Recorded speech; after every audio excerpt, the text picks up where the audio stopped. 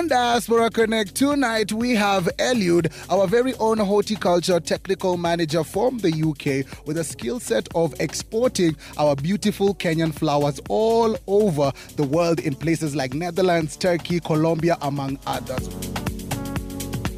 We also have Dr. Gladys, a multi-talented, multi-passionate individual who is also a podcaster, a motivational speaker, consultant, and author, and she currently works as a management strategy consultant all the way in Boston in the US of A. Also, not forgetting Kelly, our guest co-host, who is bold, and of course, she does many things, content creation, she's a dancer, and also she has a bold, unapologetic presence, and we'll be experiencing that tonight. And from Toronto, with a Kenyan heart for art, is the paint artist, graffiti, and tattoo artist, Eliamin Inc., as he also is going to tell us everything he knows. Well, also on the music ambassador policy is the DJ who we all love, DJ Eddie, on the ones and twos.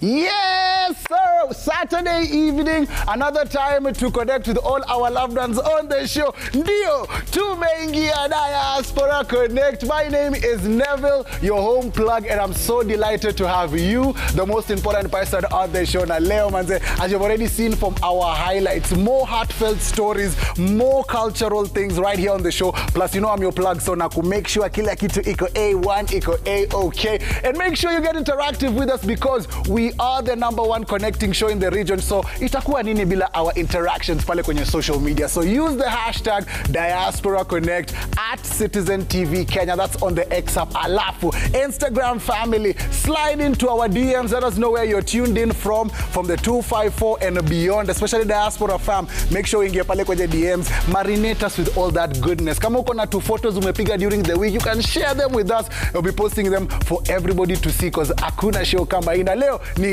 episode nyingine moto kabisa. And talking about things getting hotter and hotter, you know, each and every single week, yani me Neville right here, I usually have an amazing co-host so that we can take these stories and this walk together. And today, it is my delight to welcome none other Vibes mwenyewe. Yani ukimwona yani Vibes inakuwaga top at the top. Yeye pia ni top shotter siku zote. And of course, she's also a city girl in her own right, meaning she's traveled all around the world and she'll be giving us all that scoop 1, 2, 3 times. Welcome, Kelly.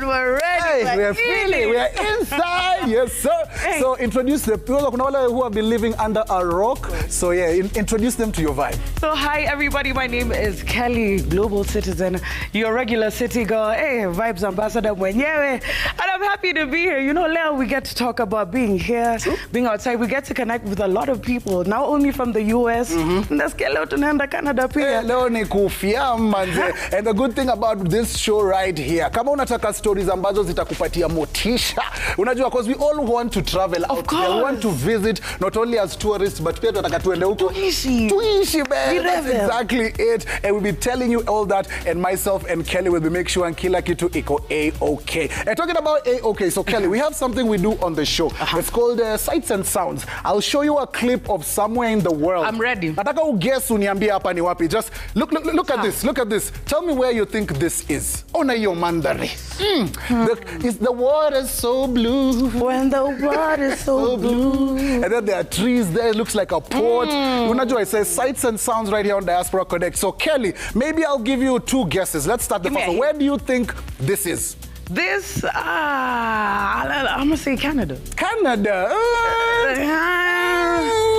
Let me give you another guess. Where else? If it's not Canada, where else does it look like? You know, honestly, to me, that looks a bit... It looked like Australia last time, but then, I'm not sure. So my guesses are either Australia or somewhere, no, UK, somewhere in the UK. Somewhere in the UK. So, and the good thing is that we have you, the most important person on the show. You let us know, get interactive with us, use the hashtag Diaspora Connect at Citizen TV. You see that? Where is that in the world? Let us know. Hata kama unapajua, if you've ever visited, tell us, hapa ni hii na hii naitwa hivi ni hii street. Let us know, because because you're always the most important person on the show. And today, a lot is gonna go down here. We have surprise interviews. Of course. Tuko na guests wanna pull up. Yani everything just for you. And when we talk about just for you, unajua traveling is one essential thing. Of course. Especially in this day and age. Kelly, ebu nikuulize, when it comes to traveling, what are some of the things that you have to check off your list? Like, umeweka list unasema lazima ninunue hii, lazima nifanye hii. What are like 2 things you have to do when you're... So like whenever I travel to a new place, unajonga is it coffee? A little bit of iced coffee. Okay. But you know, it's nice to hear when you're outside there, like you go to a Starbucks, guys are like, oh, you know, we have original chai tea. Ukona chai chai. Like, relax, guys. So it's very interesting to just see what guys think or like taste our natural flavors are. So I like exploring food. Food. Okay. And then in your suitcase, before utoke JKIA uende far places, ni nini haiwezi kosa pale kwenye bag? Kwenye begi. Higher, of course, passport. But essential. Must have. A must have for me. Sunscreen. Because yeah, you know, my bikinis will always be there, so we're always going somewhere tropical, you feel me? I love it. So right now, you know, Diaspora family, you get your passport ready, get your luggage ready, because this time around we are going all the way to Toronto. Oh, Toronto. We're going to Canada, to the 6, where Drake is one of those people who boosts the economy just because of what he does. Imagine, like 6% of the boosting of economy of Canada is because of all the musical works man like Drake does. But the good thing is now we're going to hook up with a Kenyan who has been doing amazingly well when it comes to flying our flag high. He does it to the best. And man like Eli, mambo vipi bro? Niaje? Fit sana bro, vipi inakuaje kwema? Manze tuko best kabisa manze, saa tuko kuona wewe hata tumefurahi even more. Tell us where you are, alafu tuambie pia ni saa ngapi sasa, because tumeona uko kazini lakini tungependa kujua nini inaendelea. Nice. Niko mjengoni sasa hivi, it's 3:25 and we're working on a small piece. We're in Toronto, a place called Mississauga. Oh, nice. I love it. How long have you been? Imekuwa hiyo mtaa umekuwa how long sahi, and when did you go there? Because there are people who are watching you right now apart from your friends and family. Nimekuwa hapo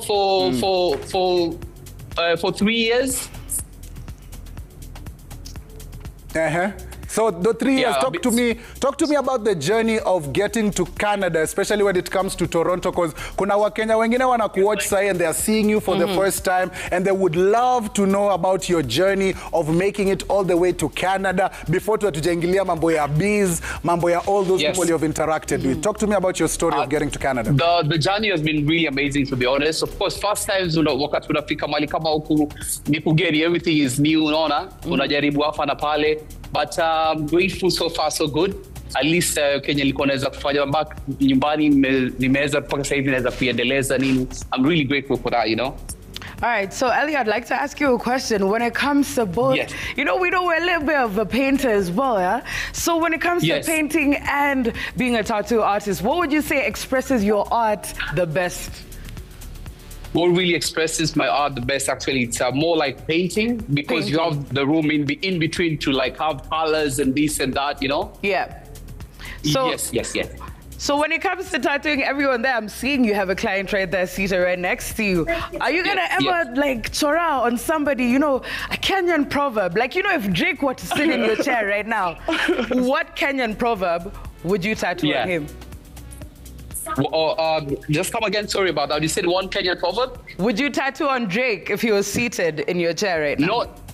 Actually, not even if we are processed to things like that. We're looking forward to that because sababu back at home, at least to make a legacy. Akina Calligraph, Octo, BN, all of these people have been able to work with them. So naamini akina Drake na nani hakuna uzito wote. We are heading there right now, and I'm looking forward to that. Yes, for sure. We know you'll get there. Alafu, I just want us to rewind a bit to ongelele the journey to going to Canada, because you've worked in the 254. Sayu unapiga mboka. Canada. I want you to talk to me about, unajua, was it always your desire to go to Canada? How did you get there? Did you have to apply? Ulienda na familia? You know, I want you to give me all those nitty-gritties, because kuna Wakenya ama kuna artists kama wewe wanakuwatch sasa wanasema Eli manze, sijui vile ulifika huko, but please nielekeze. Nice. That's a good question. So from way before, I had an opportunity. I did some like 2 years in South Korea. So the point ilikuwa most of the foreigners wakisafiri wakija like in Kenya, let's say like a minimal tattoo unakuta maybe home tunalipia like 2Gs 3Gs mali kama huku unaweza kuta minimal maybe like 100. Asa unajiuliza kama sleeve nzima bei yake na kwa kiwango fulani, na kando na hapo these guys they have like shows, yani kama vile tunaweza kuwa na show ya magari, well, yani they've taken it to a different level. So siku zote yani ilikuwa na ile mindset ya naweza taka pia kufika mali kama hapo pia niweze kujituma, yani unaona. Yes. So and I'm grateful nilipata opportunity kama hiyo. It was there's some 2 clients they were in Kenya. They were actually from Toronto. So this is how it happens for me to be here. So these guys were like if you're charging, I charge them a sleeve, nakumbuka kiwango fulani cha chini, wakaniambia tukiweza kukuandikia kama invitation uweze kuja tunawezeka kama clientele like let's say 8 people, at least inaweza kuwa ni do fulani uje ufanye job urudi. I was actually to come here for only 2 weeks. We booked only 2 weeks in a hotel. So the next thing you know, 3 years down the line, we are still here. I came back home last year, but bado nimerudi, I had to settle in and open like my own business. Yeah, that's how it happened, man. Kwa sababu kuja huku nikajiuliza, kama piece kidogo, maybe this is the amount. People are appreciating art, as you can see, the murals, this, that. Wana appreciate sana, especially kazi yote ya mkono, unaona? Like, what kind of Kenyan pieces would you say have influenced your storytelling when it comes to you being in Toronto? What piece of you are you still able to share with, you know, the diasporians, the Kenyans out there, the people you meet? Yeah. So talk about the pieces. I got 2 matatus here zenye nilichora, at least nikaweza kurepresent the matatu culture back home. So there's some guy nilimwambia nijamaa kufanya kama delivery. I'm like, yo bro, back home this is what we do, and I used to do matatu like the airbrush and everything. Yeah. Right? And I got the opportunity to do that. I was like, if we take it on a long run, the next thing you know, at least culture yetu tumeweza kuileta mali kama Toronto, unaona? Yeah. Kweli, na umeongelelea culture. Hebu niulize, how do you celebrate national holidays? Juu tunajua we can definitely tell that haujatusahau hapa back home. Tell me how you celebrate national days, Makadara Day, unajua Jamhuri Day, all those different things. Talk to me. So how we normally celebrate, we have like a Kenyan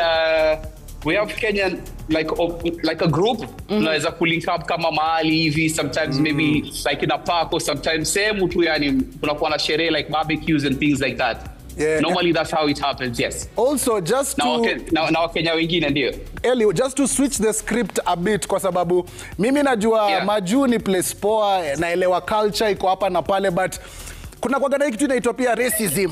Unajua? So when I look at you tattooing there, was there any boundaries ama any obstacles like that? Like, was racism one of the things that you have encountered there as something ama starting off your business? Because we can see you have an amazing shop, getting licenses. Unajua? Talk to me about that. Thank you so much, yes. So the good thing about Canada, as long as you have your credit rights, and about the racism part, ito mimi naweza sema ni kila mahali tuko na ubaguzi, hata nyumbani pia kuna watu watakukubali, wengine watakukubali. It's just going with the positive energy, kwa sababu once you have the mindset of it's either a yes or a no, unaona unatoboa tu siku zote, kwa sababu si kila mahali kila mtu atakukubali, lakini nashukuru pia wameweza kunikubali na tunajituma kila siku, unaona Kweli. Na price range iliingia aje? Kwa sababu huko unajua wanatumia currency different. Huko ulikuwa maybe una charge 10k, 5k, 20k. Huko mambo ya mukuchu inakaa aje? So price rate normally huku ni hourly. So hourly inategemea, inaweza kuwa kama kwenye $100, $200, inategemea na piece yenye unafanya. Lakini as long as unaweza fungua nilo, a small piece inaanzia kama $200, ka piece tu kadogo. We normally have like a board. It's on the other side. Yenye tunaweka vile minimalistic. Kwa wale watu wenye wanataka tu vitu vya haraka nini.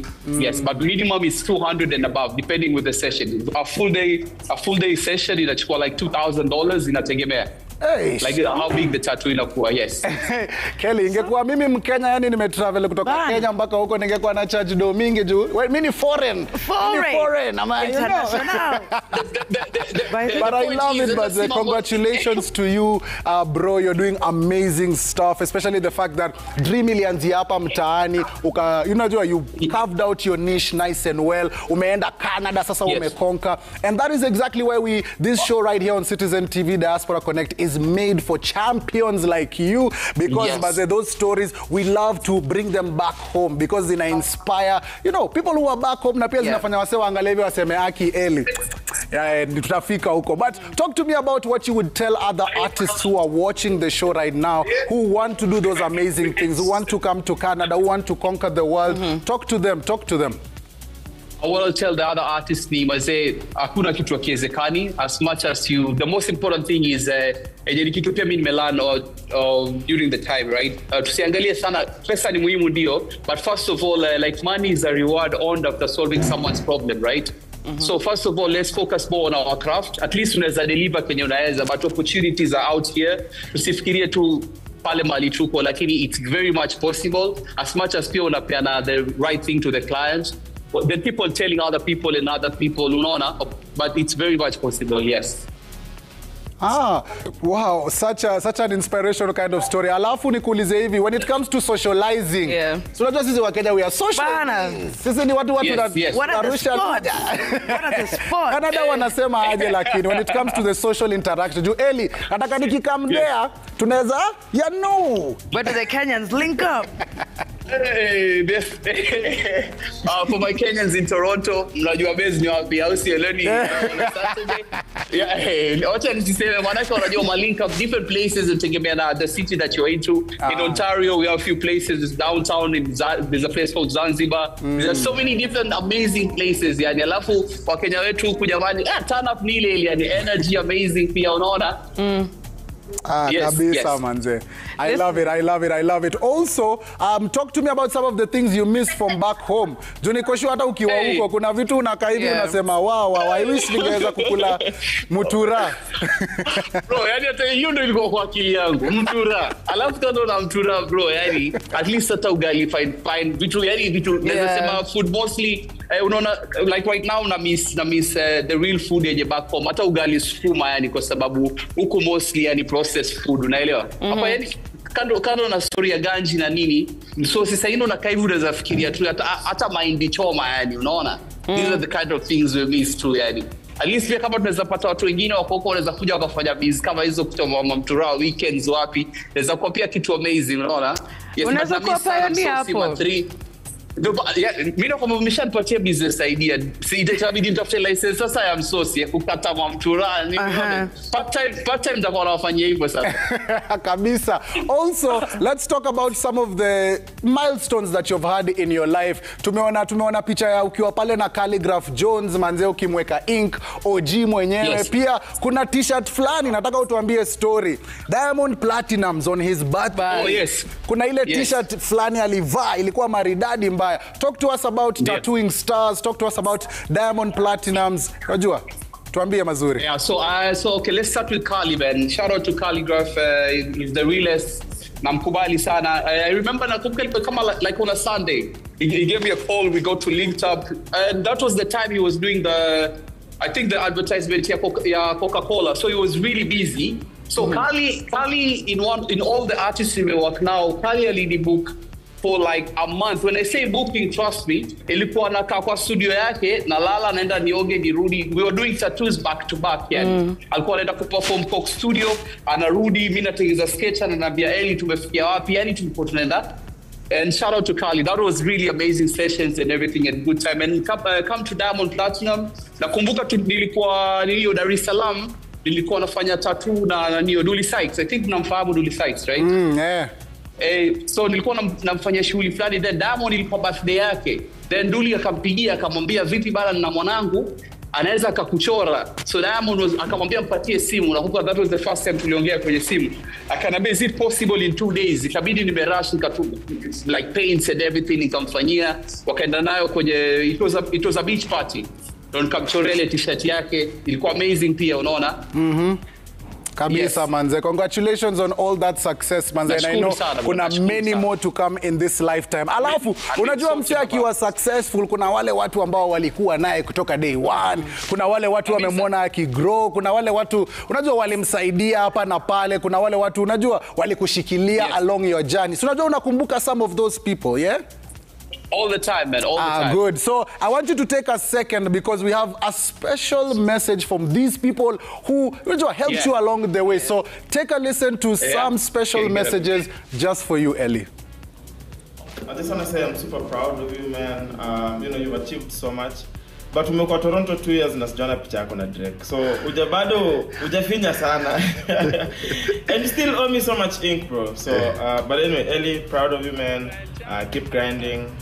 You're literally one of the few people that we share a birthday, and I'm forever proud of you. So zidi kuzidi mwanangu. When unasamanga #mjengoni. Yeah, Ambush Creative. Bobo Ambush hapa presenting Element Improve. Big ups to you, brother, man. Big up to you, LME. You're doing a marvelous job.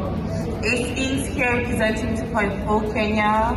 Your crew is always supportive of one another. Cheers, Mara here. Big ups to you, man. Big ups. You're doing a great job, man. We're proud of you. Say. Mashallah. Say. Mashallah. Ellie, what are you saying? Oh man, napenda sana man. This is oh man. Wala siko natarajia. This is heavy, man. I'm grateful for that, man. That was a good surprise, eh? Bro, that's why I told you to put your things aside because machozi sitaki yangukie artwork. Unajua? Nashukuru sana, man. Yo, listen, yani umetengezea siku. Oh man, blessings, man. I'm grateful, walai. Yani this has been amazing, bro. You know? Yeah, man. This is a really good interview. Nashukuru sana. Lazima, man. Ini Diaspora Connect. The reason we are #1 is because of moments like that. Tunakuconnect na wale watu wako because as we said, wewe ni hero huku nyumbani. Na lazima tuongeleshe. Unajua, wale watu ambao wamekusaidia along the way. Bas, aya, before we love and leave you, we have a tradition right here. Yes. Unaijua? Sijui kama unaijua, inaitwa salams. Yani salams, you know, as Kenyans we love sending our greetings to our loved ones. So nataka right now I give you some time, send out all your salams. Umeona kina Chaksi, umeona all your good friends umeacha hapa. I want you to send salams to them. Pia tumia wale watu wote wa Canada. It's your time. Send in your salams, my bro. Okay. Tanzania, first of all, salam kwenu, and I'm grateful too for you guys to take your time to have this moment with me. And Mwenyezi Mungu awajalie na wazidishie. And shout out to my G's akina Bobo wenye wameni surprise now, Bobo, Ace, Bosaru, all my artists wenye tumeweza kuwa pamoja kwa hii journey. And shout out to Chaksi, that was a good surprise. And shout out to all the clients wenye wameweza kunisupport nimefika mali nimefika, because bila ile uwezo like nyinyi kunisupport singeweza kwa mali niko, na I'm grateful kwa kuchukua muda wenu. And salam pia kwa Wakenya wote wenye wanaamka wanapambana according to the economy ya Kasongo, tunaona venye vitu vinaenda, you know. And for kila mwanabiashara out there, to my family too, you know, out there, I'm grateful. Mwenyezi Mungu atujalie na tuzidishie sote kwa hii safari. And to my fellow Kenyans in Toronto, man, big up, and let's keep on doing it each and every day, you know? Yeah. But major shout outs for you to even just coming through tonight. We vibed out with you, man. Itabidi me enough come through and get some tattoos in. Yes. I got you, yani. Ndio hivyo. Lakini bora ukija unamtura una rap. Sawa, ushasema mutura nini ingine? Lakini hiyo look mmepiga kwanza nimependa. Look hatari mazee. Yaani nyinyi ndio mko live sasa hizi mazee. Mna trend. Napenda. Mazee. Inakuanga hivyo mazee, but thank you very much. And when you come back home, pia utapitia hapa mazee. We have lots of space you can set up and we can do the business. But thank you very much. Make sure you continue being safe and have a good time out there in Toronto, Canada. Mambo ni kama haya. Unaona Kelly? Stories by Kenyans from all over the world. Tumeingia Canada tu hivyo. Na bado. But right now, listen, you know, I'm a little musical child, so I'm feeling like we need to introduce the DJ. Wagwan DJ. And welcome. Thank you very to much. Diaspora Connect. We are connecting tonight, but hey, to take a warm-up, kionjo of what you think we're going to experience tonight. Tuna travel, Cindy?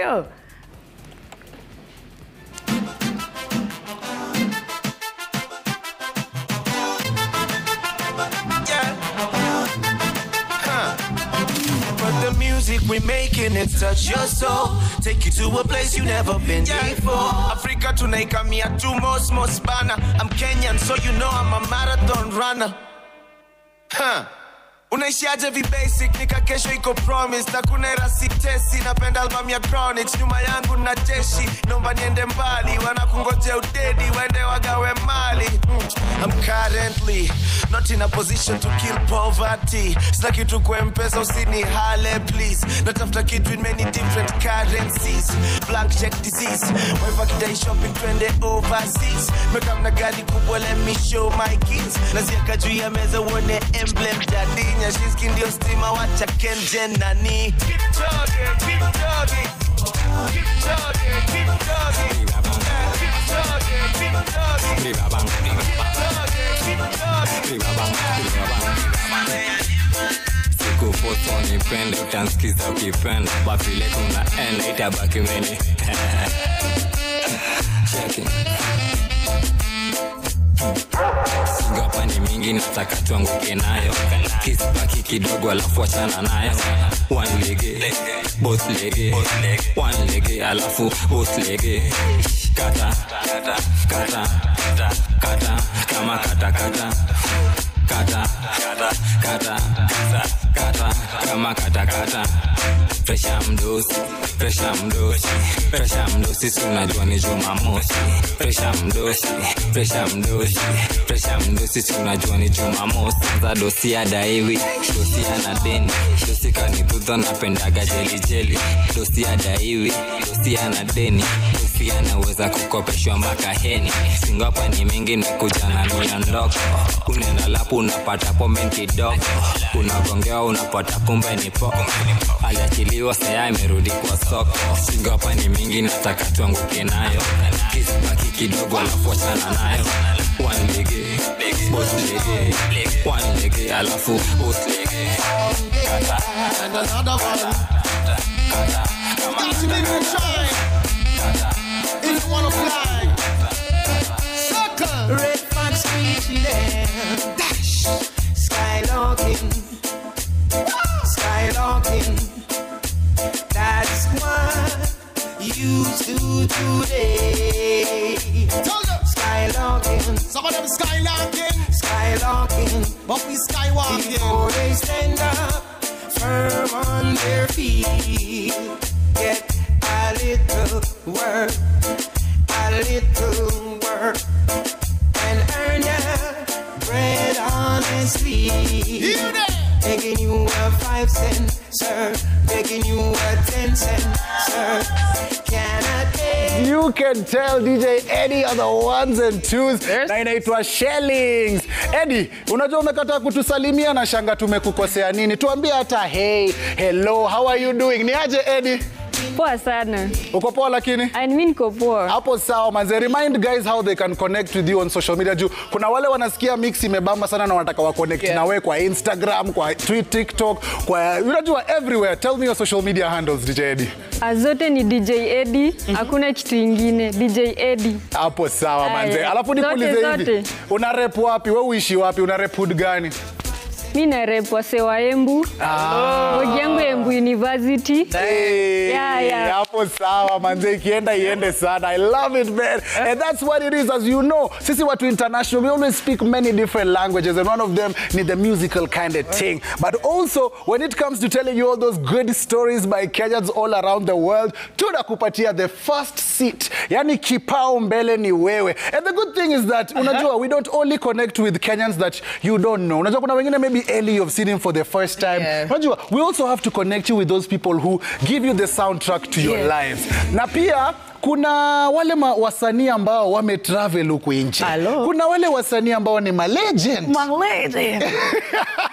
And I know Sudan Nation right now will be so happy to learn that we are connecting with a man like Benson all the way in Kigali. Whoop, whoop, whoop. Wagwan, my bro. Wagwan broski. Hey, Wagwan broski na Kelly. Mkoaje? Hey, Wagwan, Suda. Unatucheki tumefika.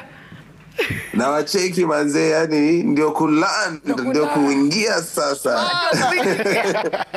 I love it manze. Cheki, hebu tuambie wase wako area gani, sasa uko area gani, uko wapi, ndio watu wajue ndio wa connect na wewe. So saizi niko Kigali, Rwanda. First time ever actually being here. Hey, it's been amazing sana. Kuna hii stuff inaendelea ya UCI, ni like a cycling competition. Si competition, you know, cycling like ni sport tu ya kucycle. Alafu luckily tukajipata tuko na show hapa mimi na Nviri. We are performing in Club Planet Kigali Universe, owned by one of our brothers, Bruce Melody. So manze niko Kigali leo napiga vibes one time, represent Kenya pale 2.4. Yeah. We love it manze. And talk to us also, because niko sure pia kuna wase wana kuwatch sahi, wasanii pia. They want to know your source ama your goodness ya kutravel abroad. Kuna siri ambayo inapeleka wasanii wengine huku, ama ni msanii yoyote ambaye anaweza enda majuu na atese mbaya sana? Bro, nakwambia anyone anaweza kuja huku majuu na atese vibaya sana. The thing is ni wewe uendelee kupiga bidii yako, know your goals, hit them every day. Alafu ngangana pia sana, yani yenye like na feel kama the last time nilienda UK ilikuwa so amazing kwa sababu nilienda manage kwenda na ndugu yangu Costa, na yeye ndo alikuwa ananiambia sasa the experience yake kwenda majuu ni beautiful sana. Haitaji hata vitu mob, ni wewe tu upige tu kazi, uaminie mboka yako, alafu pia do your projections too nicely. Inaweza happen anyone, trust me. All right, Suda, whenever you're interacting with people who are in different countries and everything, what do you think is the most interesting thing that people have found out about Kenyans through you? They have found out that actually not all Kenyans can run. Suda!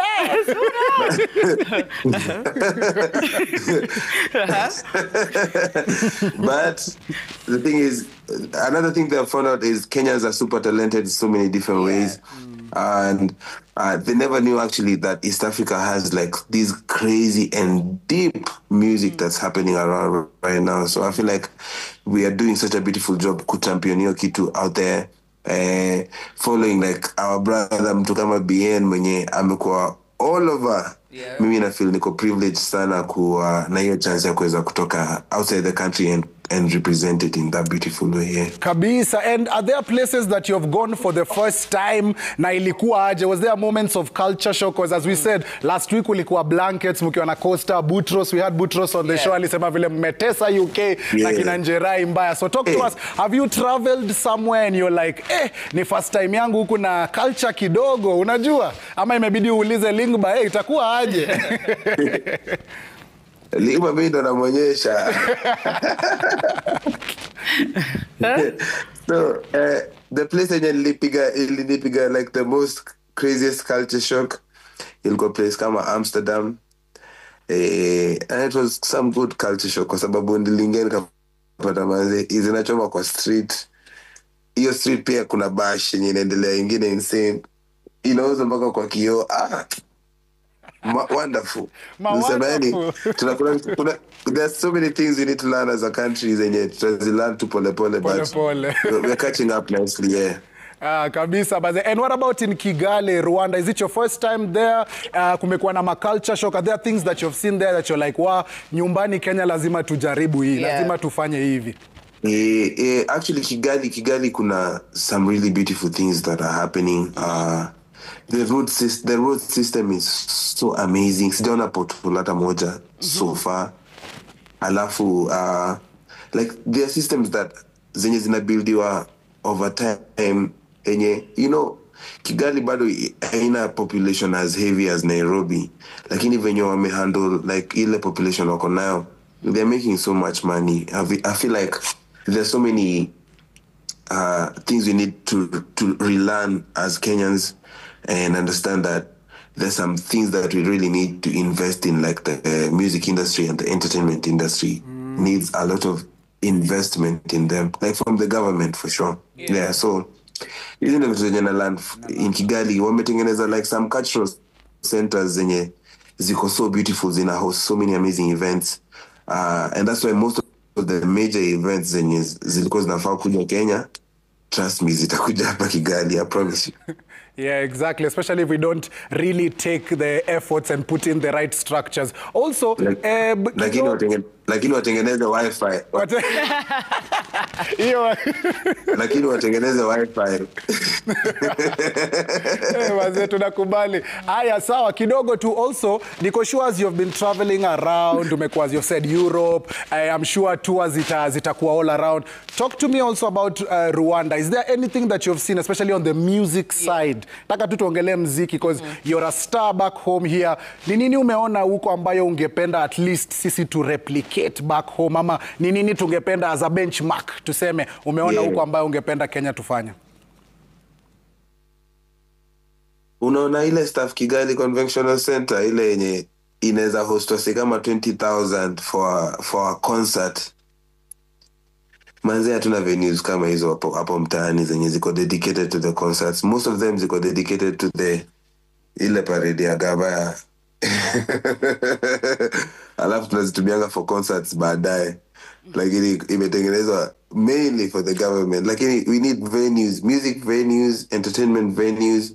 We need more sports venues, yeah, sports arcades. Si watu kuwekelea tu mamall tu. And we need a lot of things zenye ziko super different. And then also we need like a sense of culture where we clean up our city like regularly. Our so wanaoshanga city yao like regularly, yenye unaweza pata hii siku watu wanatembea, they are walking and they are going cleaning up the city. Nairobi, after roads, Mungu wangu. Barabara ziko sawa huko hivi, mazeni nasema yani tuko na kazi. But I mean, you've been able to also just influence a culture here when it comes to just, serious matters as well as, sherehe. You've also met with a lot of artists with a lot of different cultures. As you've said there in Kigali, you've really spoken about environment. So, like, have you ever ventured into, like, studios, just spaces where you're with, international artists, and you're just like, and hata mimi nitaanza kuimba juu ya hii stuff, they inspire you to just, venture into new dockets of your music or your creativity, be it, as you said, drums, anything else? I feel, so on my end, I feel like my inspiration from these other different artists, it's not even about like me changing myself into something different. It's me investing in my fans and growing my fan base according to who I really am. So that's what I've been learning like throughout these processes of being around different artists. Is the fact that if you decide to switch up yourself and find new fans, you lose the original fans. So what you need to do is reinvent yourself even more, but keep the original self super constant, that you never lose your original fans. So kazi yenye sasa yenye pale niko saizi right now is understanding what my fan mwenye ako huko hivi majuu anataka nini, ndio ni mimi ni reinvent in that kind of way, but pia nisipoteze fan mwenye niko naye hapo home. Yeah. So do you constantly feel like through your artist journey, through your influences and everything, your rebirth is something that now Kenyans can take up and be inspired to either join your own journey, like start their own journey as either musicians, creatives, and venture out and still come back? Because there's still that aspect of you want to come back home at the end of the day, right? So what is it that will always keep you grounded to Kenya, as opposed to, hey, every time tunaenda huko maju lazima tu nibaki huko? Yeah. One thing that actually grounds me back home is, like, Kenyans are such good people, I swear. If I compare them to anyone else, like to any other countries in Nendanga, most of the times I go out, nikikaa more than 2 weeks, I start feeling homesick. Just because of the culture, the food, the energy, the vibe, and how people push each other. Like, I feel like Kenya is super alive in such a beautiful way. It's just that we need to set our systems right. And anyone who has learned a certain system out there, they need to come back and build that system back at home, because I believe that if we build those systems back at home, we're going to be like a very unstoppable country here. That's so true. And we also appreciate you so much. And as I've been telling all our other guests, the reason this show right here, Diaspora Connect, was made because of heroes like you. Ase munaenda outside, muna konka, muna rudi mtaani, muna put in the work, na muna endelea hivyo. So big shout out to you. And before I have you maybe invite, nataka Lingba akuja atume salamu, nataka Mviri kama ako area pia akuja atume salamu before hata wewe utume salamu. So unajua sisi wa Kenya tunapenda salamu sana, na ningependa kila mtu before wewe umalizie. Lingba akuje.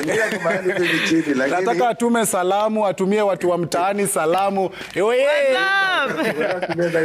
Ni aje Lingba? Nataka nisalimie mama yangu pale nyumbani. Ako pale papi, exactly. Inaitwa Marenyo Ngutmaka. Marenyo Ngutmaka. Tumetuma salamu kwa mama. Nani wengine wanapata salamu pia? Lingba? Ni mama tu. Aya, sawa. Thanks very much Lingba. Aya, Suda nataka utumie salamu wase wako huku. Sijui kama Mviri yako hapa ama kwa room nyingine amelala. Kwa room nyingine manze, unfortunately. Yani ningemsha hapo bariki kwa viti. Wacha angalia kwanza, wacha natumia salamu Mviri popote alipo hapo hivi. Kabisa. Aya, kuna salamu basi before tukuache uende. Alafu natumia salamu to the original Kipara master mwenyewe akuwa pale hivi Nairobi. Biena mimi usinisahau pale kwa album mwenye nataka kutoa. Alafu natumia salamu tena kwa sister yangu akuwa pale Embu, na kwa DJ mwenye amekuwa DJ hapo, DJ wa Embu nimemsikia. DJ Eddie. Salimia salamu pia. Alafu salamu pia to my daughter Trinity, salamu to kipenzi cha roho yangu Sidi Kipsang popote alipo. Alafu salamu pale studio kwa wale walio pale studio, my charges.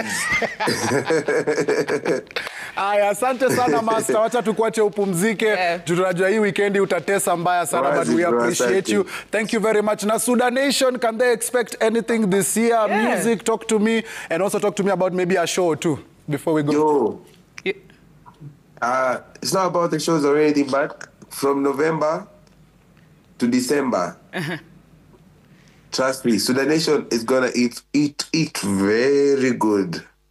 Nimekuwa nikitengeneza such beautiful music as well for you guys, and for me, for myself too, kwa sababu hizi ni songs zinaniongeleshanga. So I promise you amazing stuff. Msijali kwanza, especially the Kenyan market. Mimi saizi nina invest in my original fans, so trust me, we're gonna eat good. Yes, a big spoon iko ready for that. So thank you very much, man. Like Suda, asanteni sana manze. Shindeni salama. We shall talk later on. And Diaspora family, kama tu hivyo umeona mpenda sana Suda, ndio huyo amekuja amewaambia kwa Kidali. But right now, we'll definitely are delighted to have you, the most important person on the show. Alafu Kelly, unajua wasisa hii wamesikia wewe ni msupa wa worldwide. Yani unatembea hapa na pale. I want you to let me know, what are some of the countries that you've traveled to? Ni nchi gani ambayo umefika hivi ukasema, wow, I see myself living here. So massive shout out goes to my mama for taking me to all these places. All right, so I've had the privilege to live in Pretoria, South Africa. That must have been nice. 254 here in Nairobi. And a little bit in New York. New York? A little New York. New York where? The Bronx, New York? Oh, that's the Bronx, New York. The Bronx, you know.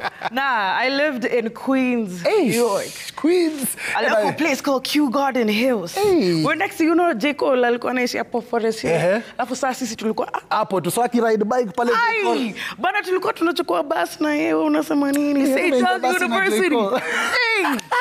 Inakubalika. We shall take it. That means ikiwa karibu na mimi pia nime J. Cole, unajua? Alright. And when we talk about traveling, before I talk to Kelly about that, remember there's a place, kuna mandhari fulani, kuna sights and sounds fulani. Hebu take a look at this place. Ooh. Ona hiyo maji. The water is so blue. You see even the sky. Look at ona hiyo parking lot. Ama kama hujajua hapo ni pale. Mayat ziko pale. Yacht.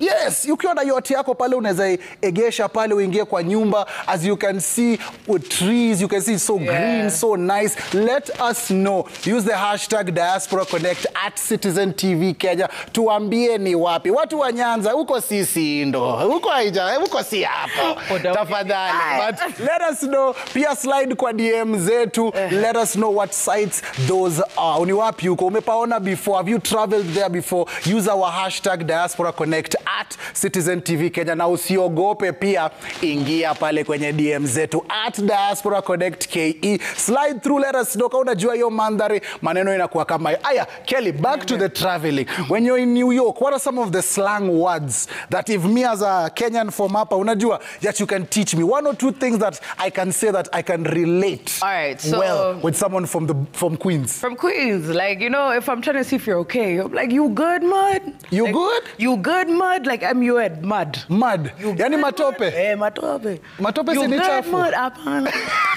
See, it's like when we say, oh, you're so bad, it means you're good. Oh, bad means good. So, mad ikiwa dati, bado ni? You're safi, when you're bro, you're so you good, mud? You good, mud? Ay. Lingo itatua. Is there anything else you can throw in there that when mtu akiland New York cycles, tunajua tuko na direct flight. Alright, cool. Mtu akiland hivi anaweza tumia. The 15-hour flight, once you hop off at JFK, you just go, Every New Yorker knows. The national just will say, what's up? I got you. That's it. Oh, man. Ni sawa, maze. So tumefunzwa yo, tukifika JFK, pale New York. Na pia, what's good, mud? Yeah, what's up, bro? You good, mud? Like, what's up, bro? I love it. And that's the goodness of the culture, where different places, they do things a bit differently. And I love the fact that the next place that we are going to, we're going to meet another exciting Kenyan who is going to break down all those nice stories for us. Na sai, direct flight inaenda all the way to the United Kingdom. Hey, hawa pekee ndio watu naweza sema wanakunywa chai mingi kuliko Waluya. When it comes to tea, guys in the UK, they do it the best. And our bro, you can already see he's already smiling. Wagwa niaje, mambo vipi, my bro? Poa sana, niaje? Tuko best, baze. Eliud, unasema aje? Mimi nipo poa sana, Neville. Kelly, sasa? Umesikia nikiongelelea chai hapa, manze. Sijui kama umepiga glasi yako. Sasa nashangaa bana, unaongelelea chai na what we know here ni chai inaitwa English tea bana. Si kama nyumbani, si kama kama ya home. Yeah, you drink your Earl Grey, your Earl Grey tea, yeah? Tell the people where you are in the UK, ni sangapi sai. Now, how has your day been looking like? My day has been, I won't say good because I'm a Manchester United fan. Umeharibu maneno. Nimeficha machozi before show. Nakwambia bana, imetuharibia siku bana, lakini I'm happy Chelsea as well walipoteza, so I'm happy as well. So tuko wengi. Liverpool tuko wengi. Oh man, I love it, bro. Please, there are guys who are watching you right now for the first time and they would love to know your story. Like, ulitoka aje mtaani ukafika UK? Talk to us and enlighten us about that journey. All right. Kwanza ningependa my name is Eliud. Allow me to use Kiswahili because bana na feel kama niko nyumbani saa hii. Hey, welcome. Kupata mzee mwenye anaponga na Kiswahili bana, unashukuru Mungu, nasema ni kama uko nyumbani. Because bana hapa tunaongea Kiingereza tu 24/7. So my name is Eliud Kiptanui, well known as Tesan. I'm coming from Bomet County, to be precise. That is a small village called Kamirai. And I came to UK 2022, but first I did my undergraduate at Pwani University. That is a general agriculture, graduated 2020, and I moved to UK in 2022 actually. I did agricultural development and policy, and I specialize in horticulture. So journey has not been easy, man, because this country is not for the weak. That is what I can say. Uku UK bana ni kujituma, unajituma. So I remember I came as a student. I did masters, as I've said, masters in agricultural and development policy. So kubalance mambo na masomo na mambo na class si rahisi, lakini here we are. So nilianza 2022 September, nikamaliza 2023, and because I'm a researcher, nika graduate 2024, but then I got a job 2024 in January. So I work as a technical manager for the Maiton horticulture. We import flowers from all over the world, and so I work in department of technical as a technical manager. I'm looking after the intake, the quality, all through from different countries. We've got different farmers from Kenya, and I'm so proud to say that Kenya is the leading in production of flowers. 70% is from Kenya, Naivasha and Mount Kenya, and part of Rift Valley. I'm so proud, and that's why nikiangalia hisi ama nikipata from Kenya, I'm so proud, man. So my passion has been in agriculture, and that's why I've been in line to agriculture, horticulture. And for now, we are making different bouquets. We are selling all over the UK. And I know bro nikisema UK, what differentiate between UK and Great Britain. And the difference between Great Britain and UK is like Great Britain is comprises of Scotland, Wales, and England. Lakini ukisema UK is Great Britain and Northern Ireland. So we are supplying all over the UK as well.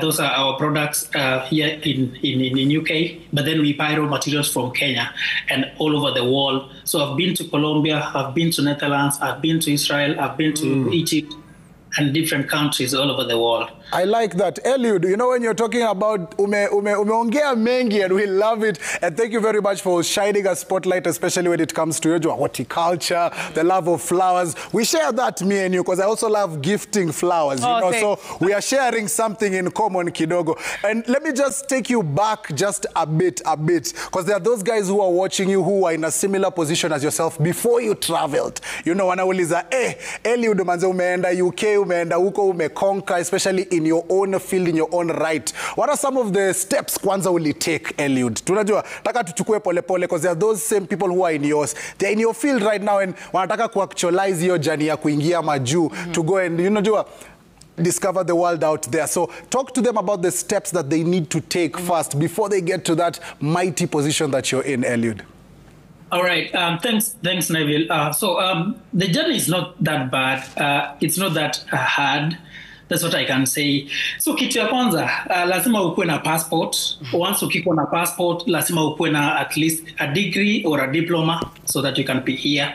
Someone mwenye amemaliza degree, unakuja hapa kama unakuja kufanya masters. Na mtu mwenye umemaliza diploma, unaweza kuja kufanya degree. But then for me, I normally advise people wakuje wasome wafanye masters, because masters course is the cheapest. So ukikuwa na passport, kitu ya pili ni now you want to ni uamue sasa ni which masters program do you want to take. Once umeamua hivyo, then you have to apply for different schools. I normally advise people to apply for different schools, like for example 3 different schools, so that you can compare fees. Once umepata barua from different schools, the next thing is to now kama umechagua ni gani sasa you want to venture. For example, me nili apply different schools, for example Royal, University of Reading, and Cambridgeshire. Nikapata Reading, and that is the school, my preferred school. So unachagua sasa according to factors to be considered. Nikitu kwanza ya muhimu ni school fees, affordable school fees. Ukichagua, you pay the deposit. Once umelipa deposit, you get what you call CAS letter. Once you get a CAS letter, you apply for your visa. Once you apply for visa, as long as you have a documentations, everything like bank statement, all documentations like your certificates and everything, you are good to go to apply visa. Once you apply visa, you get a visa and you travel to UK. So I will advise guys, the best way to be in UK right now is through academic journey.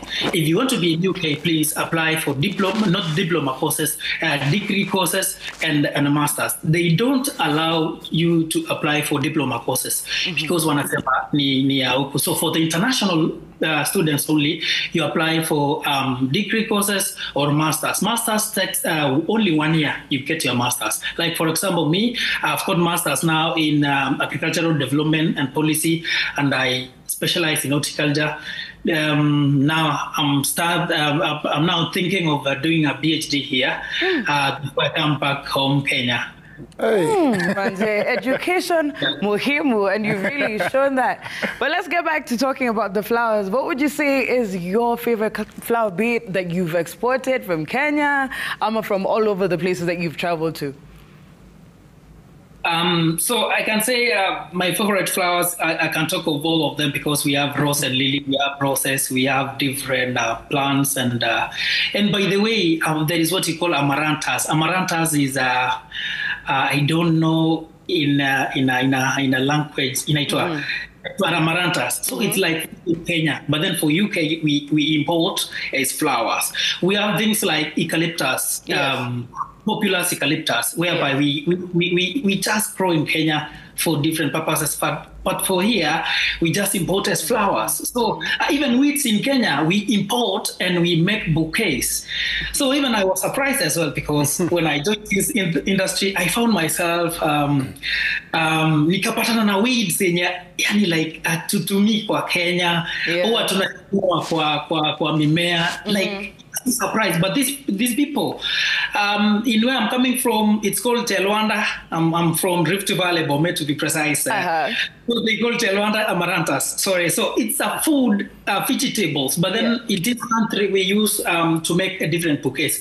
So for me, my favorite bouquet is a rose and lily. It comprises of some red roses and cerise, and it comprises of lilies as well, which take 3 days to flower, which for me, I have a different meaning.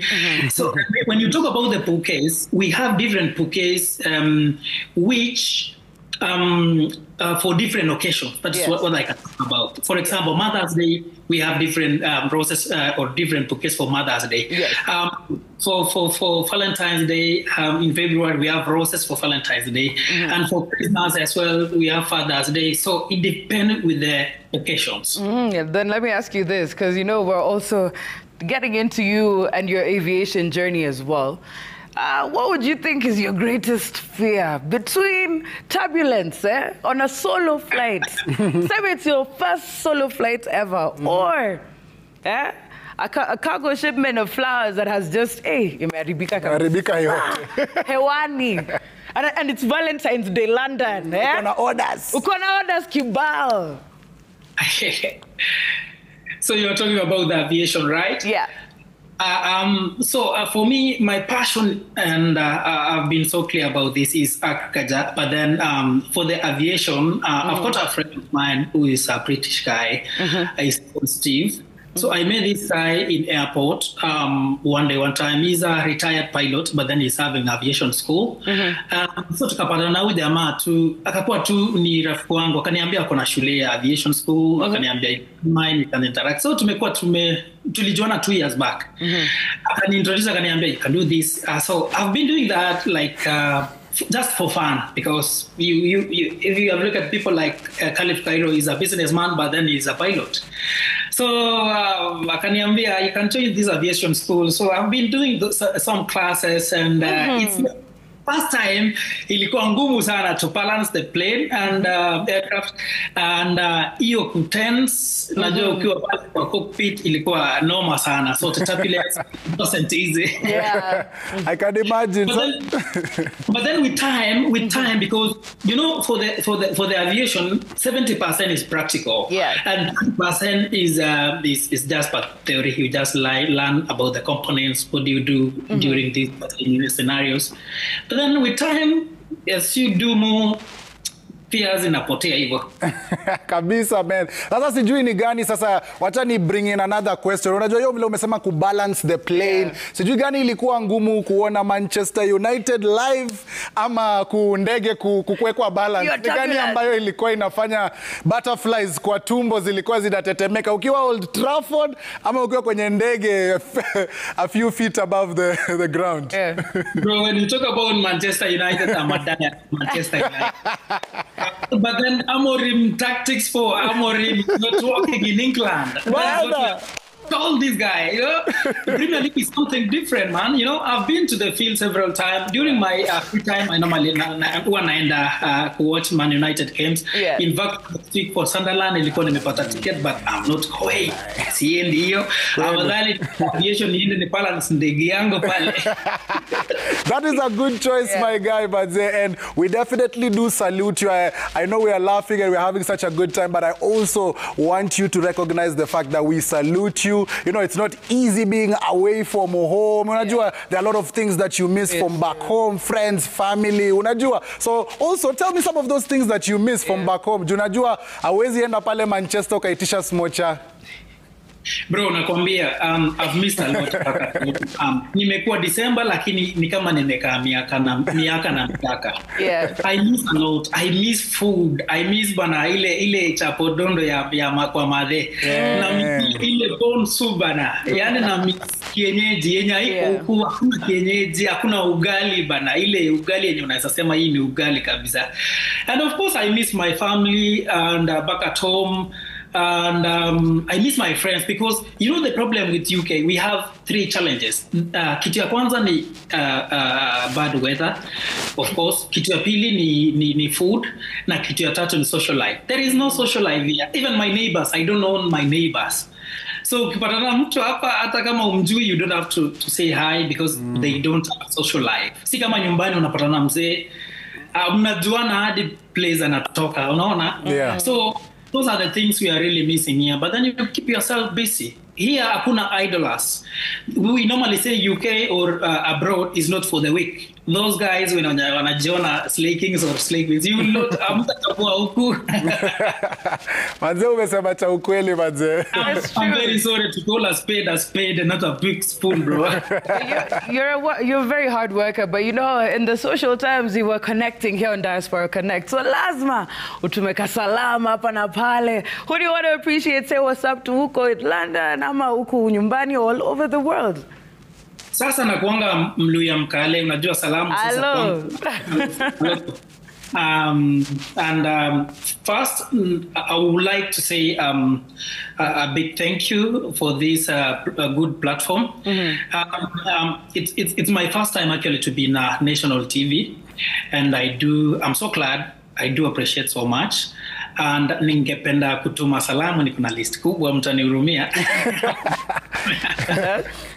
Twende tutakukata tu pahali batendelea. Yeah, so I would like to pass my regards to my family. That is my beautiful and amazing wife Winnie, and my kids Ariana and Aiden. Love you guys, and I've really missed you. I'll see you soon. My elder bro Chimosi Chosi and his family, I know they are really watching me here. Mama Mimo Wote. Yeah. Pick up, bro, and thanks for being there. Man, may God bless you. And the entire my family, I've got now the entire family, that is my cousins and Tamutua's family. Thanks, guys, and my uncles. I know they are watching me here, the likes of Albert and Alaka. And Kamirai reincarnated. I've told you guys I'm a village boy, so I was raised in a small village called Kamirai. I know they are really watching me. Kamirai reincarnated, led by Parimen David and the entire community. I'm so grateful. This is the boy from your village. I've been raising flag high, and we are continuing doing that. And my good friend Eddie Monrono family and his family, Arnold and Felix Pate. I won't forget my father-in-law, that is John Mark. My mom-in-law, thanks so much. Sly and the entire family, I know they are watching me as well.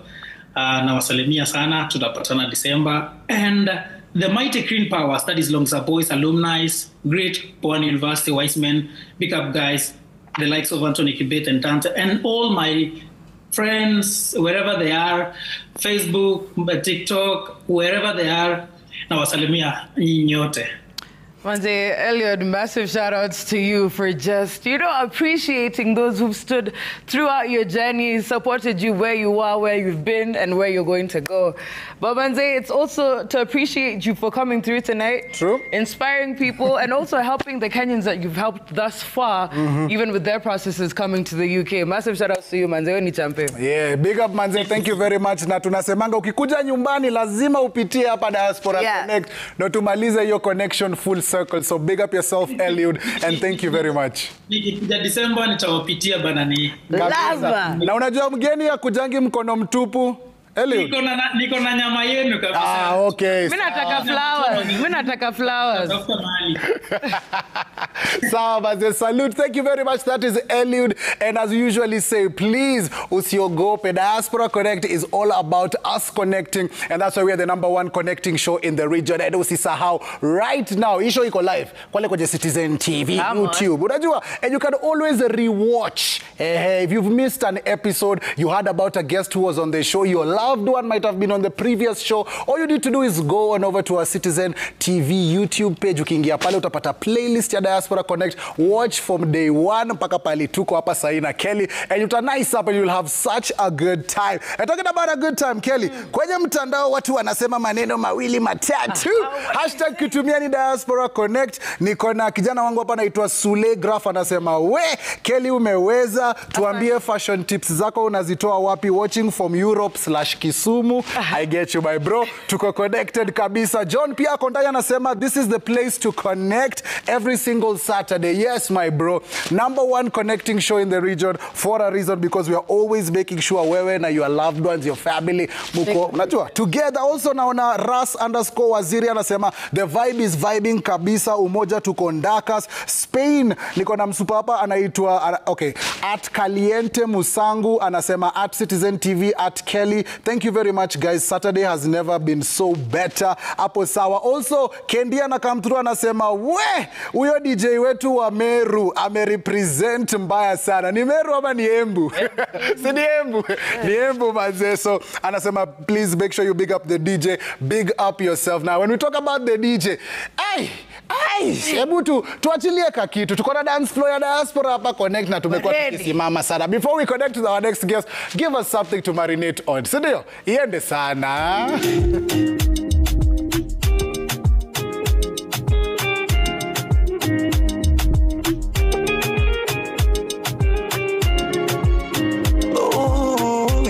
Kutoka halo nilikutana naye Kilimani Nairobi 2015, kibaridi cha asubuhi, kijua faniso kikali saa 5. Nairobi 2015, nikamchagua yeye katikati ya wenzake watano. Nikamuomba kanio namba, moyoni Mungu nikampa moja. She's my number 1. Nikamuomba kaniomba namba, moyoni Mungu nikampa moja. Now she's my number 1. Yani namaanisha kwamba tushawana.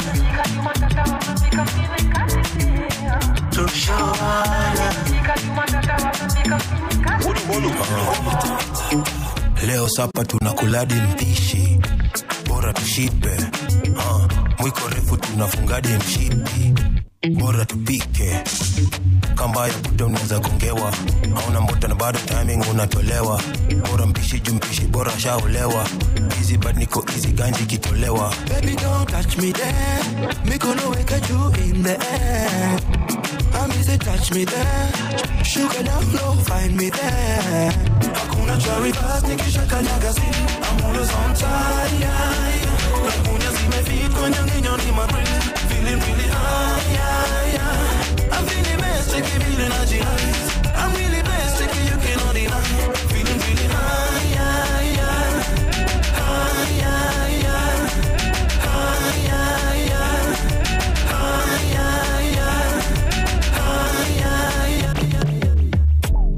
T'étais là quand tout était vide. Ma vie plongée dans l'ombre.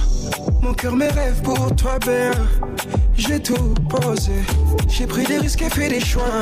Ah man, tout ça pour que tu sois près de moi. Passina mona, bona zoyo, bonelo sepela.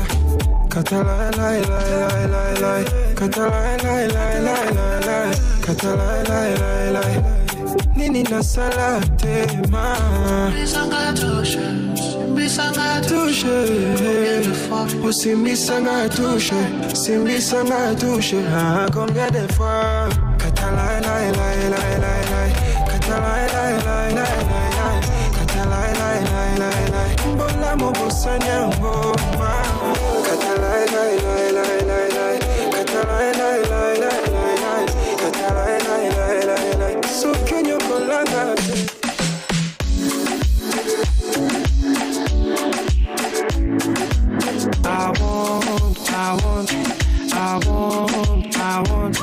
I want this girl to come and dance with me like so, like so, like so, like so, like so, like so.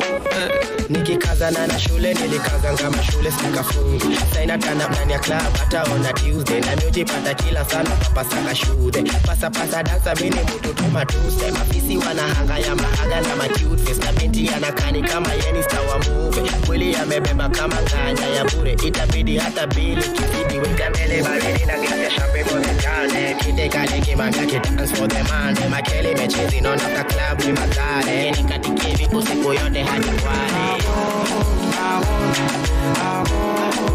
Hey, manze, Eddie, hata kama umetoka hebu manze. The vibes are looking right. True. Hey, hadi hata hey, sijui tutaingia mziki tena, but right now, listen. Guys, we're taking the plane all the way to Boston. Now, Boston is home of very many greats, including this special guest that we have tonight. Hey, top 40, under 40, Forbes. Do you understand? This lady is one of a kind. She's representing the country the best way she knows how, academically, socially, and I think she'll be the best person to get to connect with tonight. Yes. It is so lovely to meet you, Gladys. Welcome to Diaspora Connect. Thank you for the kind introduction, Nabil and team. Thank you for having me. Hey. Of course. We love your smile. We're seeing you're so vibrant. How has your day been? What have you been up to? And where are you in Boston right now? Oh, today, my Saturdays are normally the laziest. I like to sleep in, wake up like 9 or 10 a.m. I know my friends don't believe me, but I like to sleep a lot.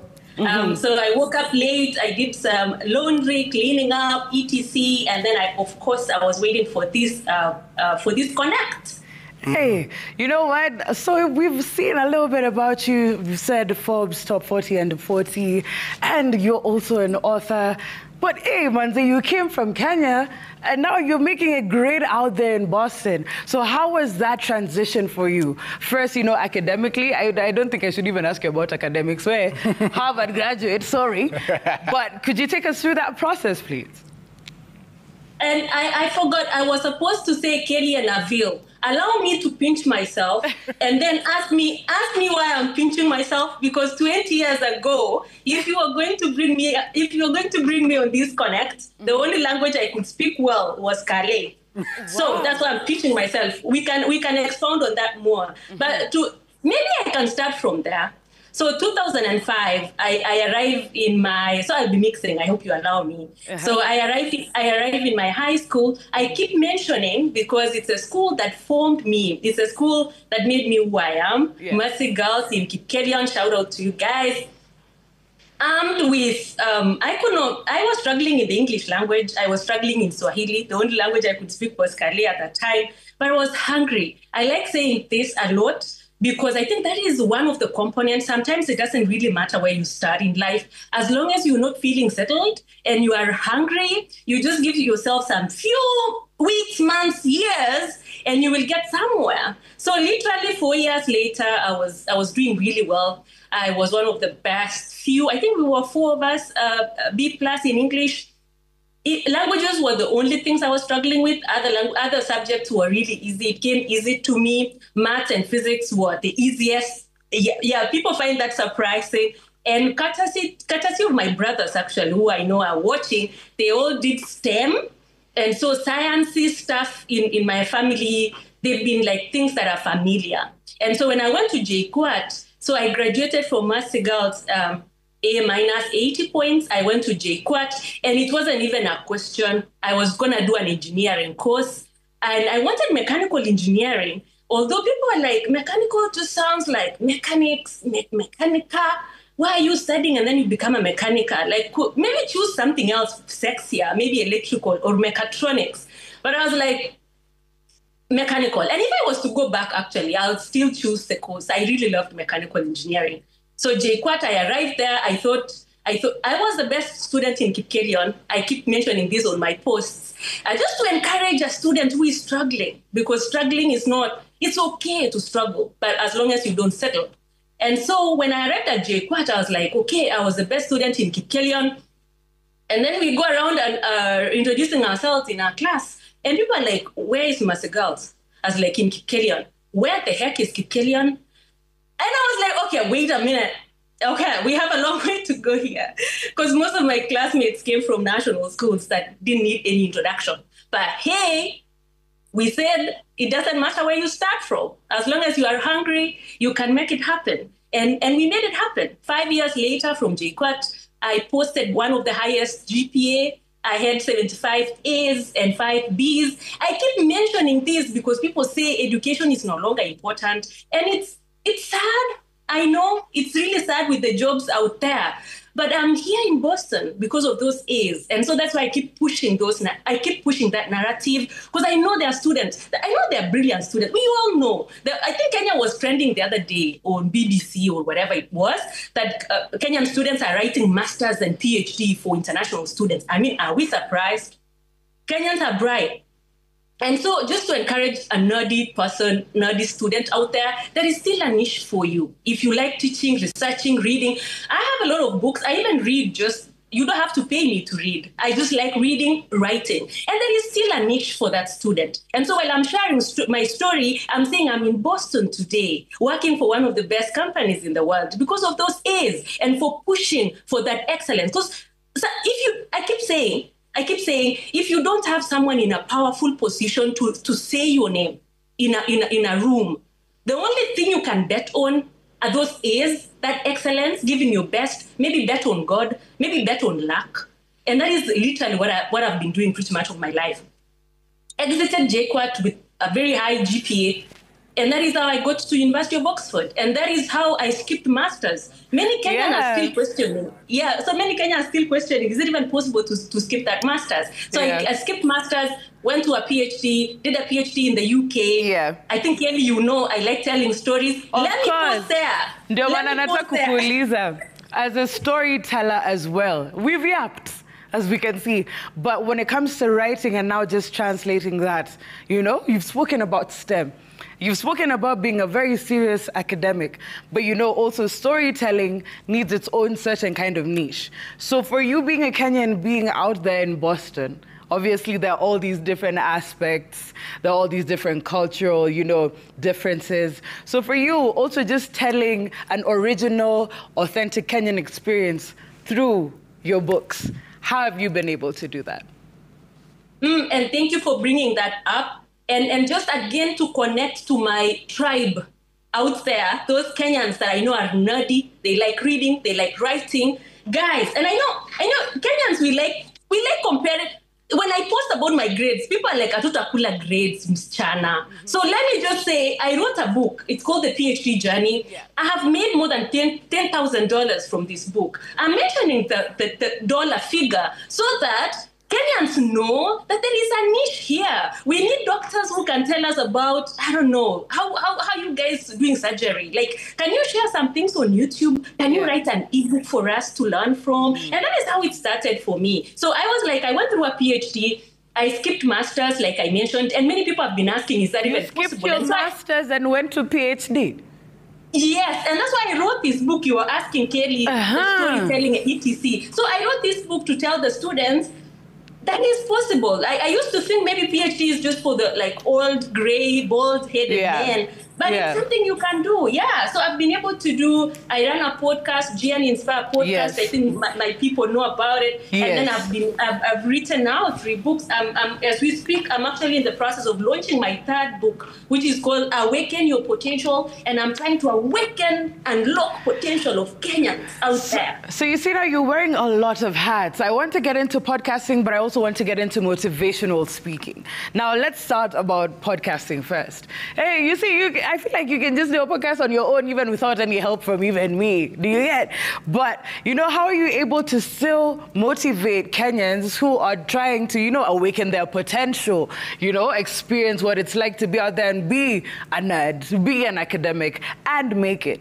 Because you're given the platform. You're still a creative in a sense. You write, you podcast, and you're also a motivational speaker. So in the aspects of both, being podcaster and a motivational speaker, do you use your aspect of being a motivational speaker on your podcast, or is it separately? And what kind of people do you mainly motivate?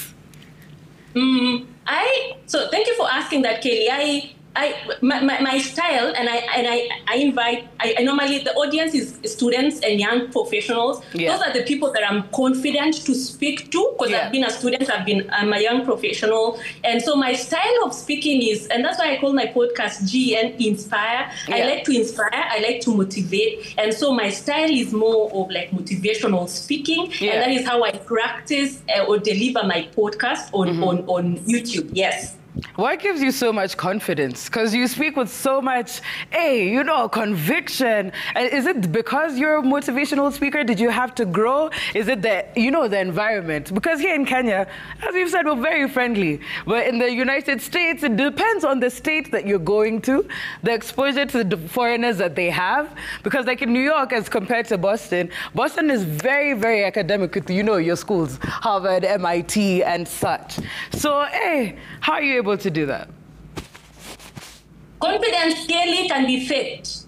And I think I'm happy I'm speaking to you, Kelly, and you know the US experience. Most of us, and that's why we struggle. I struggled so much. Like the review I used to get was like, you are too humble. You are not taking credit for your work enough. And I'm like, okay, in Kenya, we are told to be humble, sit at the back and wait for someone to acknowledge what you do. Here it's different, as you know, Kelly. You have to come and say, hey, I'm an author. I've written 3 books. I'm a motivational speaker. I have a podcast. I'm an engineer. I have a place. Like, you have to mention those things. And mostly, allow me to speak mostly to women, because I know, especially, I don't know, we just like this gender, like be humble and timid and small and wait for someone to lift you up. We live in a different world, and I think you guys know, on LinkedIn or on YouTube, the people who are confident, they could be faking it, but no one cares. As long as you appear confident, they are taking all the opportunities while we shrink behind the tent. And so that is what I like to encourage my students to do, to be confident in what they know, share on LinkedIn or whatever, or on YouTube, whatever knowledge you know. Like for me, it's been mostly my academic journey, and I know it, I've lived it. And so I'm confident in it because I've been there. So yes, that is where it's coming from. Sometimes I'm faking it, to be honest. But you fake it until you make it.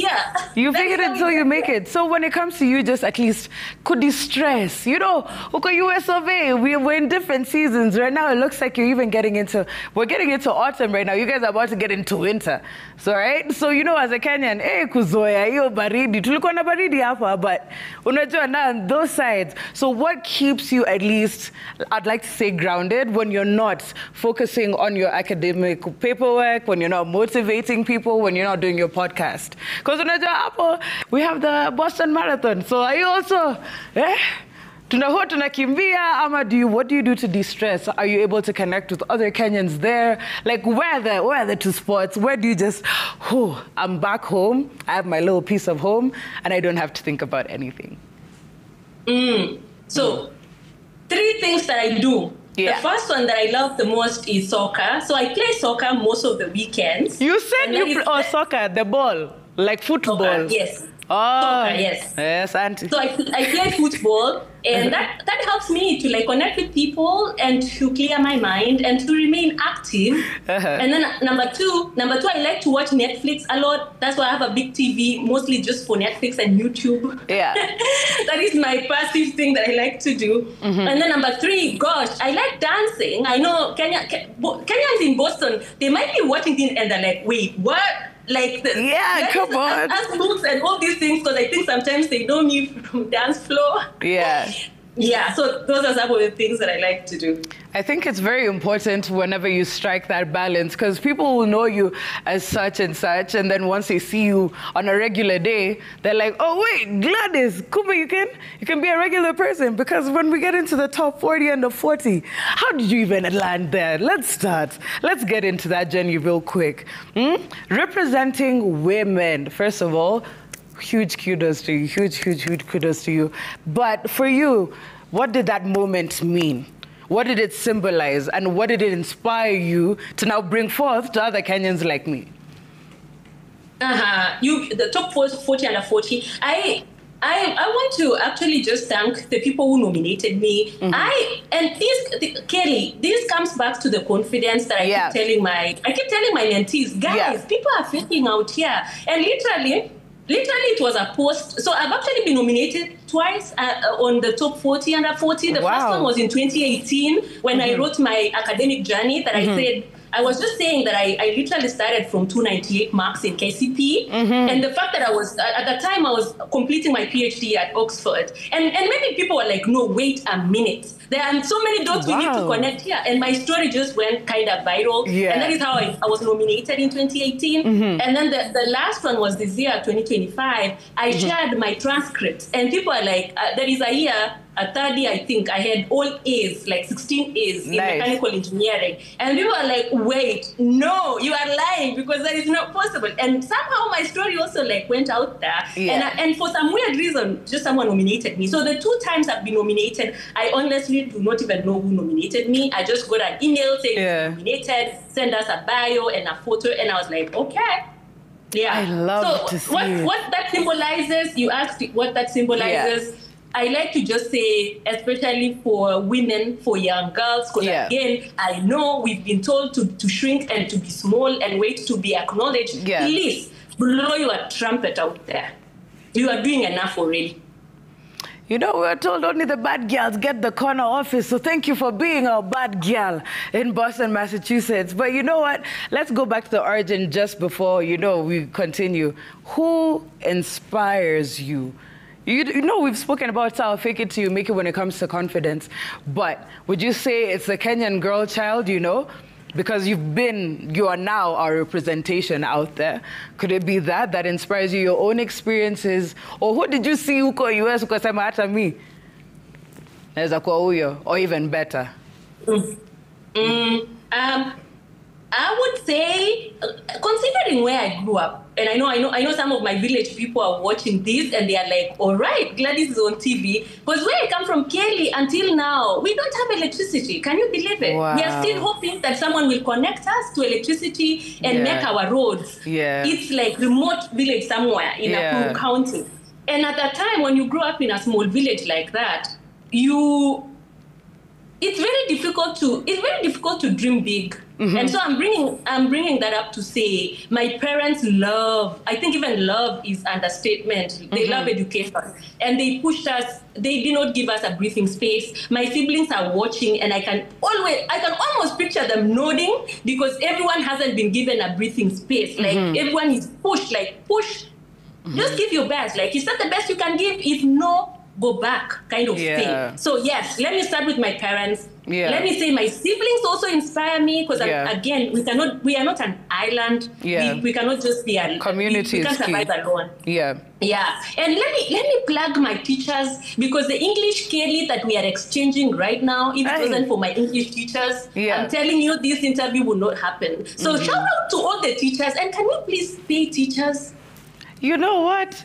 Hey, you are a teacher yourself, and I cannot wait to get my hands on your 3 books. Please tutumie tu hapo. But you know, before we go, you know, as you've said guys back home, your siblings, I'd love for you to just show your appreciation. Say what's up to people either in Boston, in the UK, US, wherever they are at home. Who would you like to say salams? Ama natuma salams kwa nani? Kelly, will you allow me to switch to Calais to greet people of my village? Hebu tufunze tusikie. Piga bandia primary. Oh, amune. Oh, top. Tukulenga ileta. Cheso. Give me that Citizen TV. Toast machiova. Oh. What? That is for my village people. We love it. Let me switch back to English to say thank you so much. These three groups of people. Let me start with my parents, mom, dad, my siblings who are still watching. I know they have early jobs tomorrow and school, but they are literally watching right now. And again, Kelly, if I don't say hi to them, I'm sure they'll evict me from the WhatsApp group. So I have to give them a shout out. Number two is my GN Inspire podcast. So G as in Garissa, N as in Nakuru, GN, and then space Inspire podcast. These guys have been fighting for me. Like sometimes I find myself trending online or for posting whatever. And they're like, no, this is our girl. She's inspiring us. So you guys, shout out to you. And if you want to be part of that family, come to YouTube and check us out.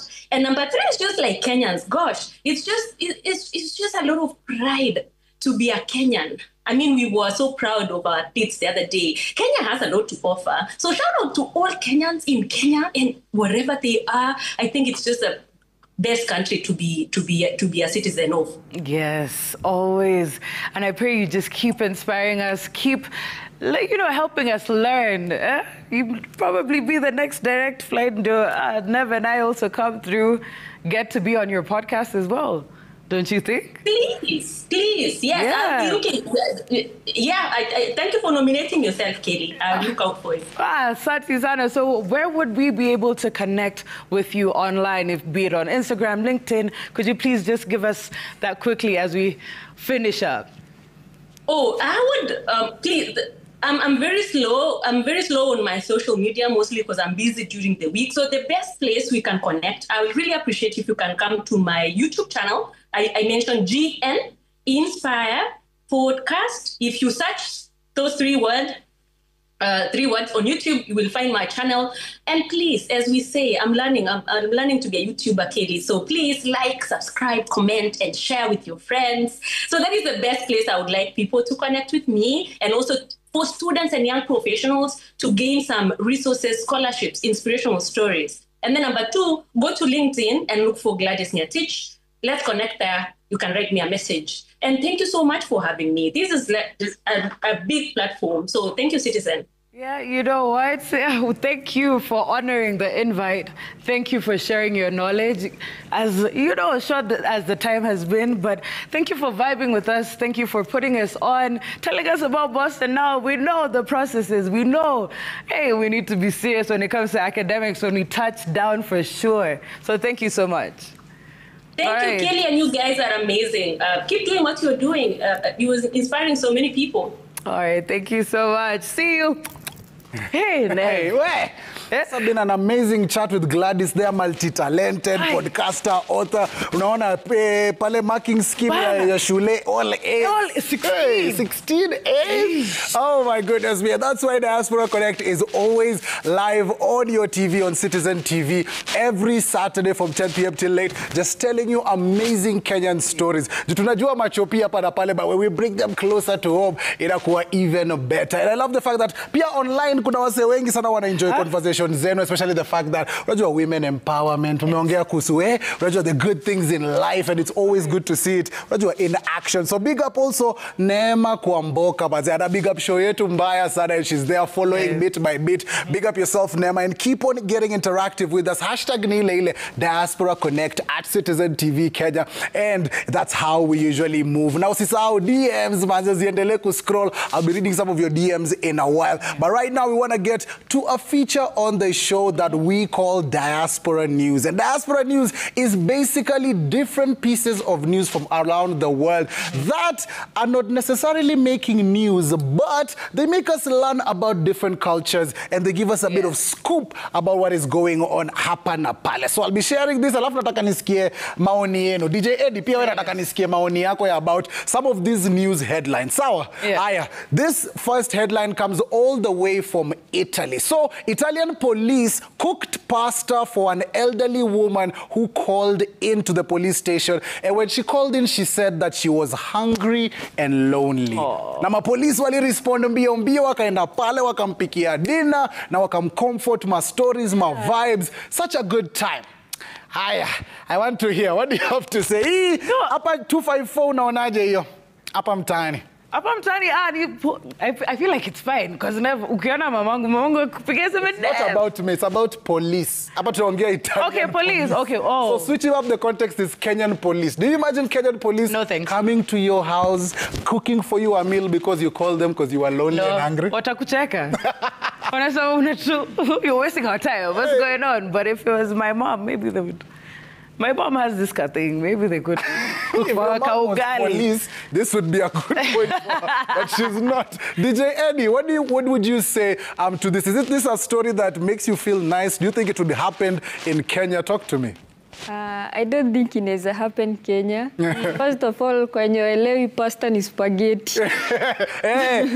Italy pasta ni spaghetti.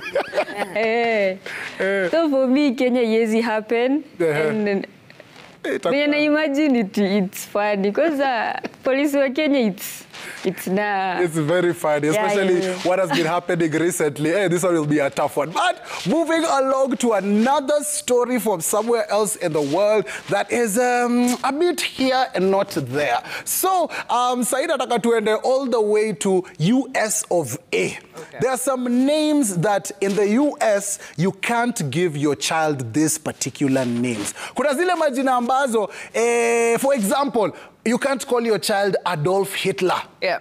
Ukiingia pale US. Na pia hawezi ita mtoi wako Majesty, hawezi itwa Majesty Kelly. So there is the list of some names that you can't name your child, especially if you're born in the US. DJ Eddie, what do you think about this? Kuna vitu hapo kama Santa Claus. Hapo kwa Majesty mmeguza mtu mahali. Mmeguza mtu mahali. Yeah. But mbona mtoto asitwe jina? For me, any name can do. Huku Kenya unapata mse anaitwa Kimotho, wengine anaitwa hivi Cristiano Ronaldo. Bas, hivyo sasa. Kweli, Kelly, what you say about acha watoto wapewe majina yenye wazazi wanataka. Ukitaka kumwita P Square, mwite tu. P Square ni noma. I feel like now names are a bit too because sometimes people name their kids things that are not they're not conducive to the environments that their kids will be in future. So sometimes you really do need to be considerate of what you're naming your child, even if it's in a different language. Kwanza, like a lot of people in the States wamependa hii jina Zuri. A lot of people like naming their girls Zuri and stuff like that. So I mean, that's a good one because ni Nzuri. Yeah. But true. Plus some of these names on this list are just out. Messiah, like, come on now. Messiah. King, I get. Queen, princess, prince, but Messiah. Anyway, it's all good. Those are some banned baby names in the United States of America, and that's how they're looking. Also, just switching lanes, kidogo, nataka sa to go to a different kind of continent. So in China, people are being paid.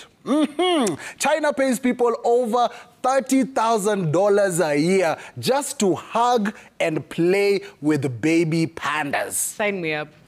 Sign me up. I'm going. So, to qualify for this, it doesn't even need a lot. You don't need a degree. You don't need a good conduct certificate. Nah, you just need to show up. There's a specific zoo there in China. You show up, sign up, and $30,000 a year for you to just hug, play with pandas. DJ Eddie, unaona hii ni hustle inaweza ama watu wanachezea pesa? Toka hapa Kenya hadi huko ni how much? Flight za China zinapandiwa wapi? Zinapandiwa wapi tuende? Yeah, we're in. Are you in? Yeah, $30,000. Ay.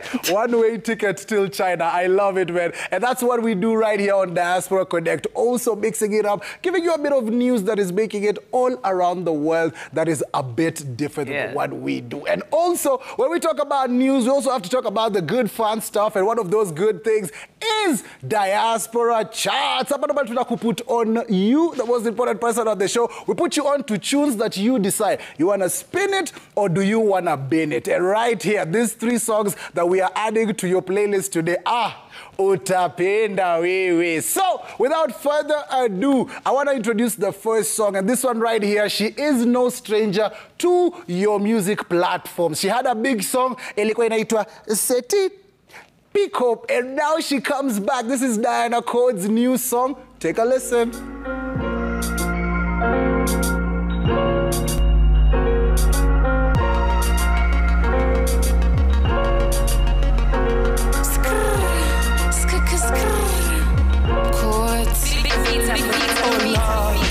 Unaona na insist anafanya mpaka nina cheat na gwaya marriage kukosa bando na betulo marriage kukosa bando na betulo nilikuwa najua wewe mtu wa shughuli nilikuwa najua wewe mtu wa shughuli nilikuwa najua wewe mtu wa shughuli nilikuwa najua wewe mtu wa shughuli ola swatu unaona na insist anafanya mpaka nina cheat na gwaya marriage kukosa bando na betulo marriage kukosa bando na betulo nilikuwa najua wewe mtu wa shughuli nilikuwa najua wewe mtu wa shughuli nilikuwa najua wewe mtu wa shughuli nilikuwa najua wewe mtu wa shughuli bad girl like me a Kenyan body atisezi shiba kama food aina ugali luere na trend TikTok amisheveve Right, there is Diana Codes with Mtuna Shuku. The visuals are something else. Hey. Mimi mwenyewe niko na fear of snakes. So kwanza hiyo set singeonekana kabisa. But that right there, big tune. DJ Eddie, I don't know how you're feeling this too. Is this something that you'd spin? Is it something that you're feeling? Ama ibado? Aiko on top. On top of the game. First of all, Diana, she's... Yeye ni venye anafikiria nitasema aje kwa kizungu. She's what she thinks she is. Yeah. Kabisa. Kelly, how are you feeling about her? I feel like this one would need to grow on me a little. Like I like the beat already, but a few more listens. A few more listens. I like it. It's more of a grower than a shower. And when we push it along on the Diaspora kind of chart, tuko na ngoma nyingine ambayo this one right here will slow things down kidogo. Tuku marinate. And this one is Ukweli featuring Zinia Manasseh, and it's called Rudia. You wanna know what's on my mind? Say, or you get left behind. Don't act like you don't think about it. But sometimes you read my mind. Show me what you think I want tonight. If you come over and want me closer, basi sema nachotaka nitasikia. Ukikirisia nitatenda, na ukisema unapenda nitarudia.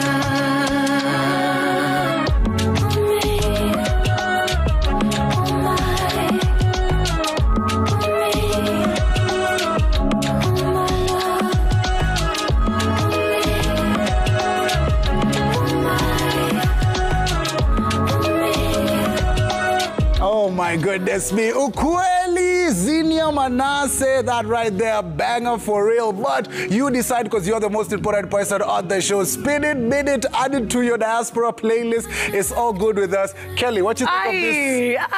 No questions. Apa, spin it, run it, tutarudia. Tutarudia. DJ Eddie, wagwan this one. You feel like an R&B, a soulful kind of tune. Talk to me about it. Iko saa kwenye fall in love. Kwa vile uko na mtu mwingine singular, you're still vibing with it though. Iko on top. Out of 10, I give it a 9. Nice. Yeah. 9 is a good number. Thank you very much. And as you've heard, but wendo unasema, wendo kusema. And that right there, second song on our Diaspora chart. And as we usually tell you, something that you can spin, add to your playlist when you decide. Last song, this one. Hey! Hata sitaki niseme mingi, just play it. Play it!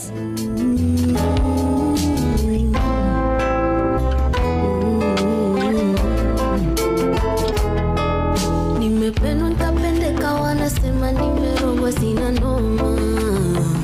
Ananifaa mimi, ananipea mahaba kwa wingi. Hanipimi, ananipea yote. Kashaamua kunipenda msimu yote, yeah. Naamini ashapata ubavu wake, na ni mimi hapa ndo. Tamu sana mapenzi. Tamu sana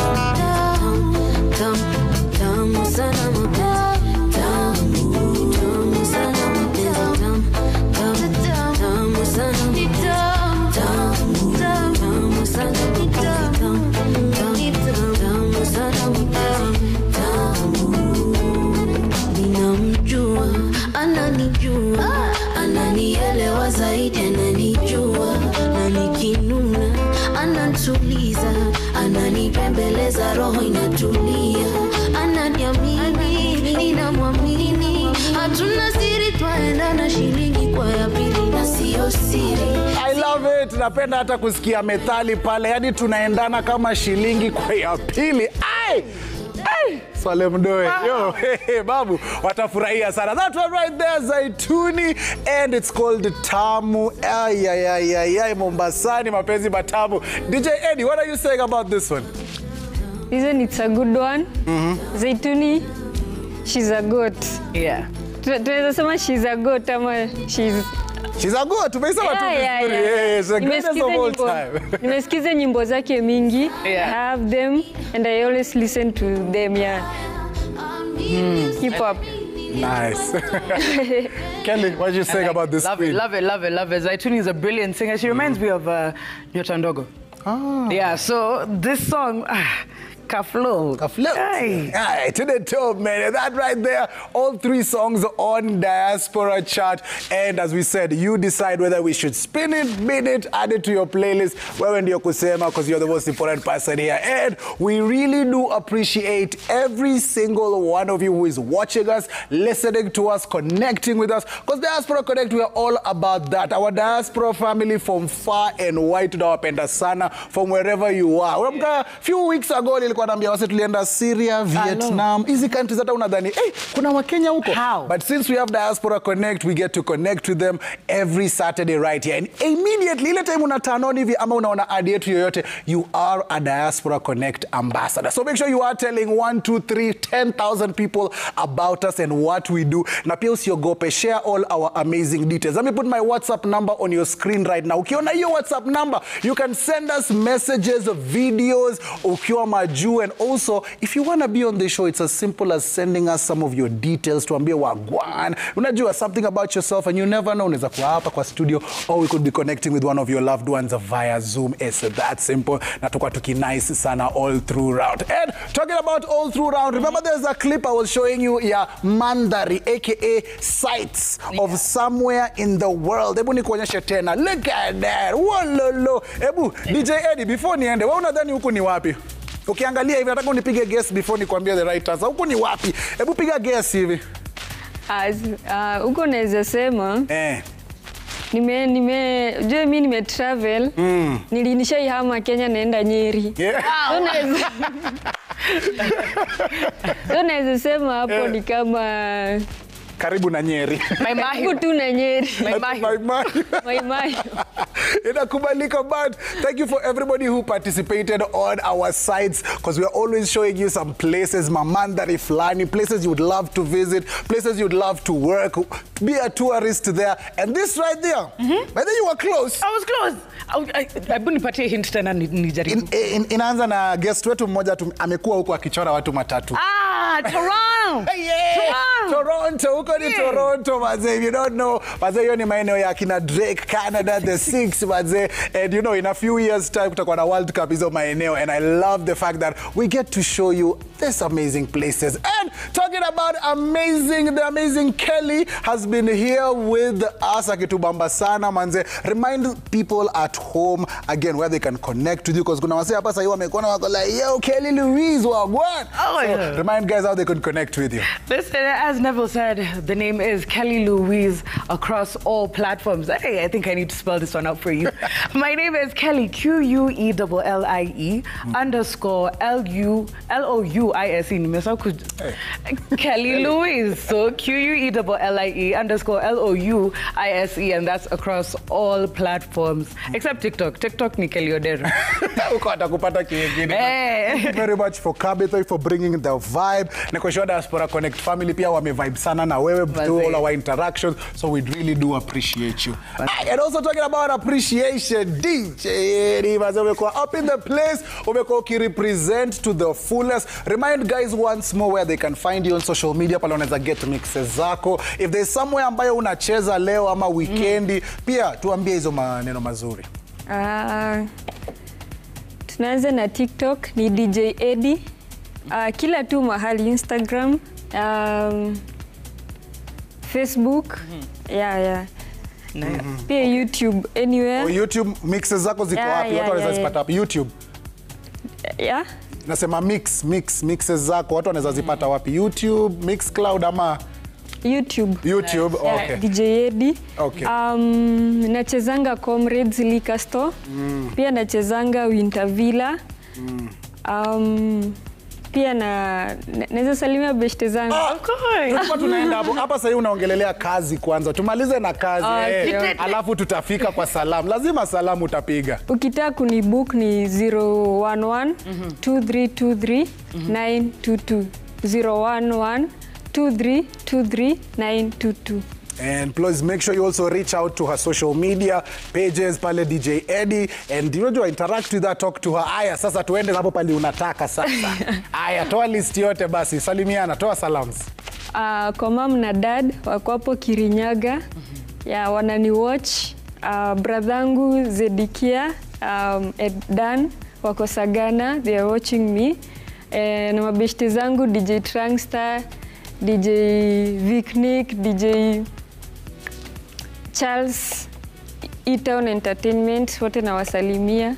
Na mse wangu wa Nduthi ameniambia nimsalimie. Kabisa. Otherwise italeta noma na tutataka ufike mtaani. Hapo Blackie, anaitwa Blackie. Blackie. Nice. Pick up yourself Blackie, maana unatesa mbaya sana. Ni vizuri hata Chelsea ilipigwa. Anyway, as we proceed to always give you what you need right here on Diaspora Connect, link us back, and before we love and leave, I think kuna mtu amesahau kupata salamu. Aya basi, salamu. Tuba salamu hapo kwa mama Mtani. Thank you for watching. To everybody watching, all of my friends. Watajipiga mawe. Okay, sorry. Taja. Aya, sawa. To Gishesh, the stylist who put this together. Also my girlie. To all my girls out there.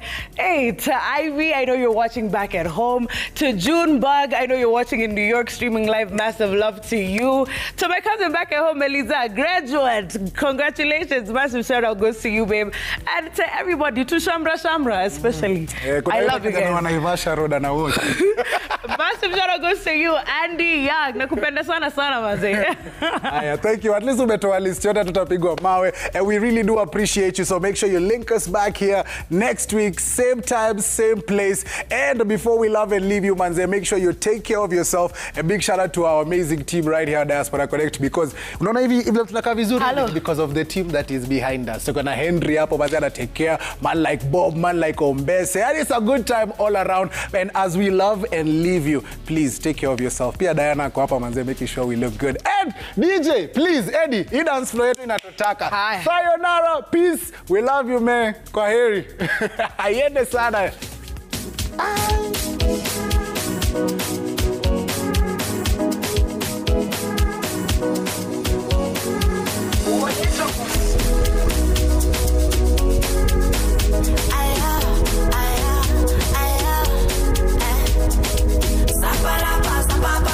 Sa